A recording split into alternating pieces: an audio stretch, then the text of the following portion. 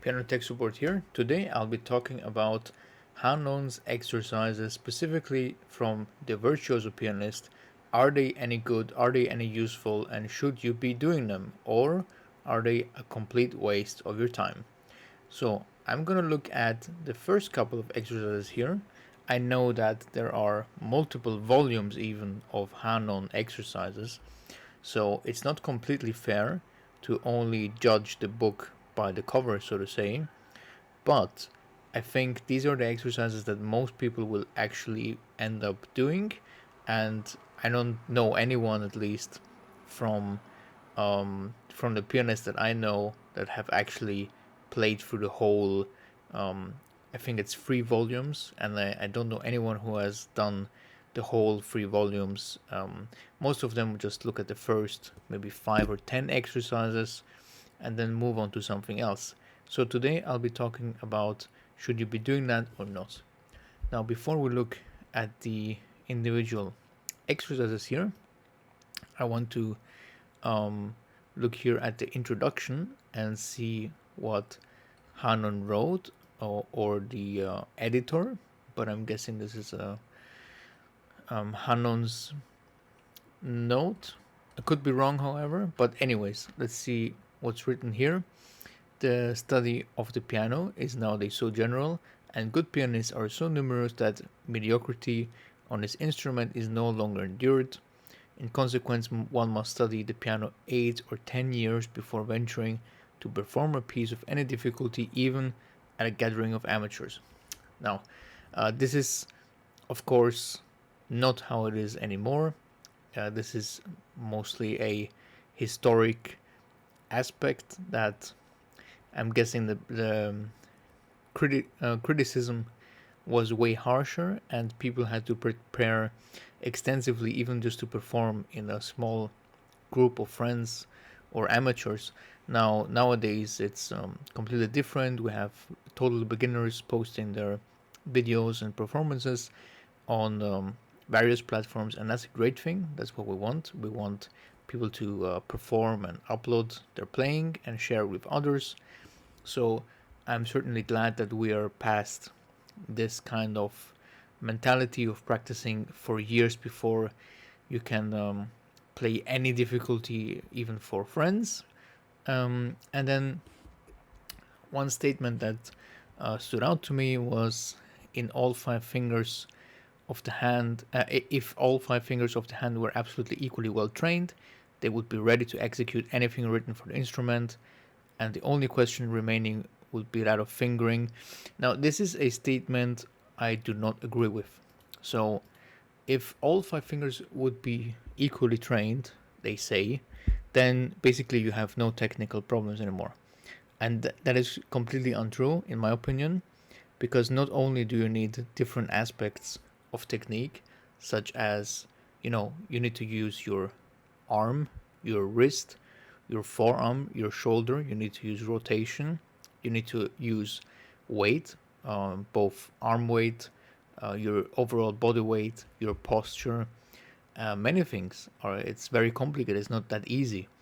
And also, even if your 5 fingers would be completely equally well trained, well, they could be equally badly trained. And even if they're strong, it doesn't mean that you can solve any issues. Um, I can tell you, you can practice the whole, whatever it is, I think 3 volumes of Virtuoso Pianist, and I will give you a list of repertoire you still cannot play because your technique is not at that point. So don't expect this to be like a miracle cure for your technique, and don't expect to just do these exercises and you're gonna be a professional. Not at all. So I will look at these exercises now, and I will give you 2 standpoints. So first, I will give you the beginner's kind of standpoint. So if you're a beginner, would it be good for you? And then I'll give you the advanced and maybe professional point of view. So let's look at the first exercise here. As you can see, it is and this is very commendable, and this is a plus point for sure. Everything, first of all, C major, very easy structure. As you can see, you follow the pattern, and this pattern repeats every single time. There is no deviation, nothing changes. You simply repeat this pattern, starting with the next key and the next key and the next key, until there's even the wording is even written, ascending, okay, you go up, and then descending, eventually you go down with the same pattern, and nothing is unexpected here. This is straightforward, great for beginners for multiple reasons, because first of all, there is apart from the third here, there is no jump happening anywhere, so the notes are all connected. The interval is quite small, so there is no, you don't need necessarily a big hand or developed hand to be able to play it. The pattern, as I said, repeats very often and is super straightforward. So if you play a wrong note by mistake, you would then immediately recognize it yourself. So this is kind of the self-teaching approach, is that if the pattern is so clear, you would realize if you make a mistake, because it just doesn't fit the pattern. And then going down, same thing. Now, what else is great for beginners is that you can play this piece, you can repeat the exercise many times, and you can therefore work on things like your stamina, which you would otherwise not be able to work on a normal piece. You would not be able to get your maximum, let's say, stamina, because most of the pieces you will play are probably very short and don't continuously work your fingers. So you can repeat this exercise for 15 minutes and you really get the long kind of playing for a long time stamina, which is very important in piano. And if we look at the fingers that are activated and used, we don't have any overload over a certain finger, which means all fingers are trained equally as much. And that's important, so we don't accidentally overtrain any one specific finger. Of course, if you're more advanced, you might want to overtrain a certain finger, for example, fourth finger. But in this case, we train each finger for the same amount and same amount of time, basically. Okay, now if we look at it from not a complete beginner standpoint, let's say you're a bit advanced, then this exercise does not do a whole lot for you. It could be a good warm-up. It could be, before you start your daily regimen, you just do 10 minutes of Hanon exercises. It's a good warm-up. That's what I would say. The real, what I would say, the thing that put me off and why I would not recommend Hanon exercises if you feel like you're at an advanced stage, let's say, like you're already playing some, Chopin pieces, even though they're not too difficult. By the way, you can check out my videos on easiest and hardest Chopin pieces. So even if you're at that stage, I would not recommend you. And the reason being is that this is not something that will ever happen in real music or real life, let's say. You will never encounter this, unless it's like a parody or a joke. It is very difficult and unlikely that you will encounter the specific patterns that are given in these Hanon exercises. And to be honest, they don't even train your fingers that much. They're actually quite weak in terms of finger training and independence training, because there's two things that are very important when you're actually looking for strengthening your fingers, which is keyholds and having accents in a specific finger or accentuating a certain finger. That is actually what trains independence of the finger. Here I don't see any independence being trained at all. It's a very basic movement that can be solved with the wrongest of techniques. And this is a bit scary because people can play this quite poorly and they think they're improving their technique, but it's not doing anything. And if you're a professional, then of course you know not to go 100 miles near of this thing. So let's look at one other claim that I see here, which is to stretch between the fifth and fourth fingers. And honestly, there is not even the slightest chance that this is a stretch. Now, I don't know what kind of hands you may have, or maybe there are some people who feel like this could be a stretch, but for me personally, and I don't think there's anyone out there that would feel necessarily a stretch here between the fifth and fourth finger, going up or going down in the right hand. I don't care where. It doesn't really stretch anything. Stretching, by the way, is great. I will make a video on stretching, but this, in my opinion, does not stretch anything, and I'm pretty sure it doesn't. So that is something that's a bit disappointing. Also, looking at the tempo, 60 to 108. So the way because I made videos, and you will see them in a second, where I went through these pieces, and I don't feel like 108 is even pushing it. If you're advanced, maybe, but if you're anything above that, you will see that 60 to 108, I don't know why that is the range that's given. 60 is probably the more beneficial one because you play every key individually, actively, and you really try to make each finger connected with the key. But 108, it goes into automatization and playing it quickly and playing it grouped, and 108 is just way too slow for that. I mean, I tried 170 and it still didn't do anything for me.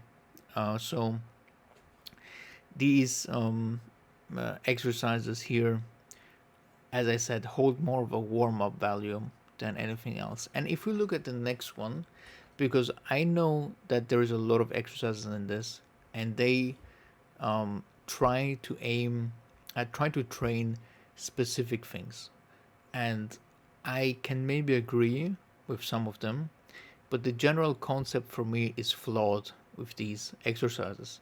If we look at the second one, it attempts to kind of practice this 4-3-4 connection, which is a very weak connection, especially if you're a beginner, and generally it's just a weak connection. Has to do with the hand itself, but this exercise here does not really do anything for that connection because there are no key holds, so you don't press down and hold a note anywhere, and there's also no accent, so you don't bring out a certain note more than another one, and there's also no not even stretching between the keys. So in my opinion, this one, for example, when I tried it, you will see in a second, I had, because I didn't do it for a very long time, I had a small I had to figure out how exactly it works for a second, and then I got it after like a couple of seconds, and that's it, so it's kind of a mental kind of you need to solve it mentally, I guess, but once you solved it, you completely understand how it goes. And same for number 3, aiming, or actually, as you can see, the number 4 here, aiming to specifically exercise or train the 3rd, 4th, and 5th finger. I do not understand how it can possibly do that. For me, it doesn't do any of that. This 5-4-5 here in the left hand is just way too weak to be training anything, to be honest. It's just a normal 5-4-5 connection, and so it is a bit, it's good warm-up, as I said, but there are so many better exercises, even purely exercises. I'm not talking about like etudes. Of course, there are amazing etudes out there, but even as exercises, I would not recommend these. And I will recommend one simple exercise from Giuseppe, which is my favorite go-to guy for exercises. And I will show that exercise at the end of the video that you can practice. It involves immediately the two most important things, which is key holding down and an accent, shifting accent actually. So we train each finger individually but with a focus. Okay, now let's dive in a bit to my experience trying to play some of these exercises. Okay, so sat down at the piano and I got going with the first exercise right here.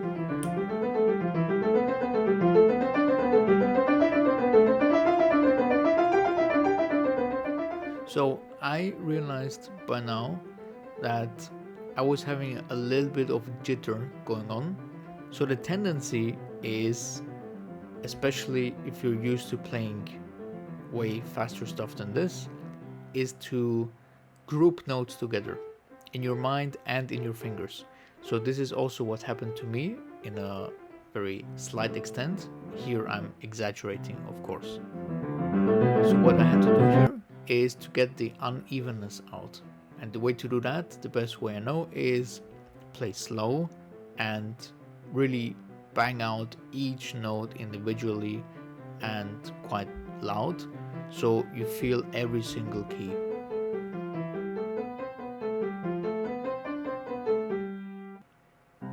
So now I felt better, and I wanted to try something that I heard a long time ago, which was to put a coin on your hand and see if it moves while you're playing. I didn't have a coin, but I found an eraser.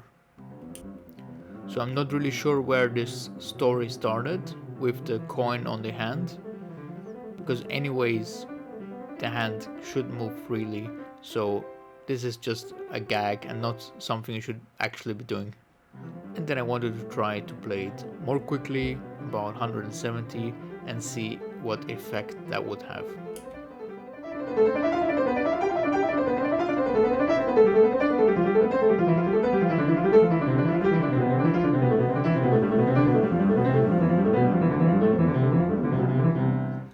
Okay, as you can see, I messed up the end there because I didn't know when I should be returning. Other than that, it didn't really feel like anything was challenged. So, as I said, these exercises are good for mobilization, but once you have the technique, they don't really challenge you in a way that is beneficial. Now the second one. As you can see, I was a bit confused, so I had to learn the pattern. And once you learn the pattern, it's a question of like 20 seconds, and then you know it, and then it works.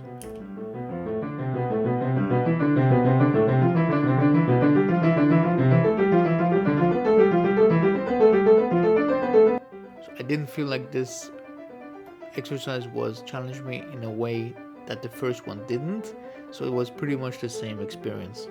So I would rather redirect you to something like doing Czerny or doing Giuseppe, which is my favorite, and I will also show you one exercise from him that actually has a finger hold and accents both in the same one, and is very easy and straightforward.